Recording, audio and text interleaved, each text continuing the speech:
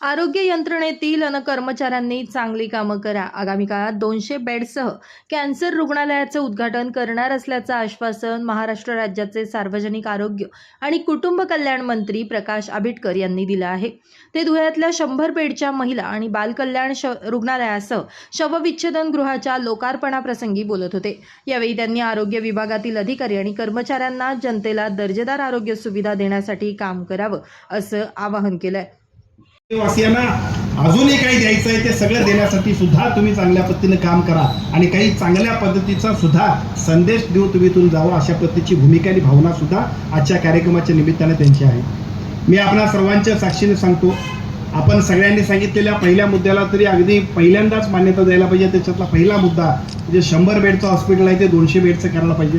निश्चितपणानं हे जिल्ह्याचं हॉस्पिटल आहे, त्यामुळे या जिल्ह्याच्या हॉस्पिटलला 100 बेडच्या ऐवजी 200 बेडचं करण्याबद्दलचा प्रस्ताव आपण पाठवून द्या. डेप्युटीसीच्या मान्यतेनं आदरणीय पालकमंत्र्यांच्या उपस्थितीमध्ये त्याला तात्काळ मान्यता देण्यासाठी आम्ही सगळेजण प्रयत्न करू. मग असे अनुप भैयाने सांगितले की कॅन्सरसाठी सुद्धा काम करायला पाहिजे आणि हे खरंच आहे. अलीकडच्या काळामध्ये ज्या पद्धतीने कॅन्सरचे एकूण पेशंट वाढत आहेत आणि खाजगी हॉस्पिटलमध्ये माणसावरची उपचार नको अशी परिस्थिती झाली, या सगळ्या गोष्टींमध्ये आमच्या आस्थापना अधिक चांगल्या केल्या पाहिजेत. आणि म्हणूनच महाराष्ट्राचे मुख्यमंत्री आदरणीय देवेंद्र फडणवीस साहेबांनी महाकेअर नावाची केवळ कॅन्सरच्या सगळ्या उपचाराला अधिकाधिक सोपं करावं आणि लोकांना शाश्वत दराच्या सेवेमध्ये ह्या सगळ्या सुविधा द्याव्यात यासाठी महाकेअरची स्थापना केली.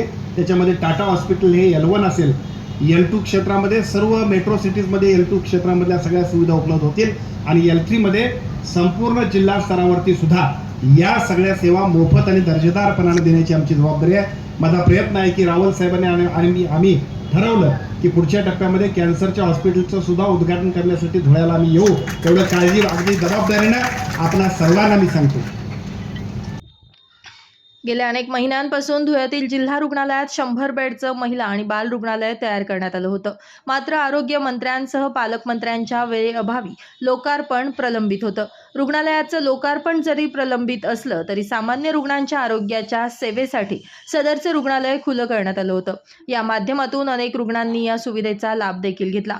आज अखेर 21 ऑगस्ट रोजी राज्याचे सार्वजनिक आरोग्य आणि कुटुंब कल्याण मंत्री प्रकाश आंबेडकर यांच्यासह राज्याचे पणन आणि राजशिष्टाचार तथा धुळे जिल्ह्याचे पालकमंत्री जयकुमार रावल यांच्या हस्ते या रुग्णालयाचं लोकार्पण करण्यात आलं.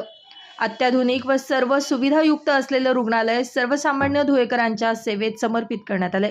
यावेळी रुग्णसेवा अधिक दर्जेदार करण्यासाठी सर्वतोपरी प्रयत्न केले जातील असं आश्वासन उपस्थित मंत्र्यांसह लोकप्रतिनिधींनी दिलं आहे.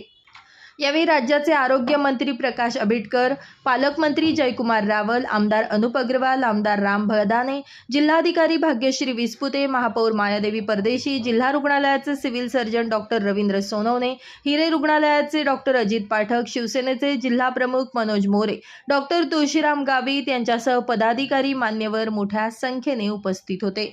Bureau report, Lumbini news, Dhule.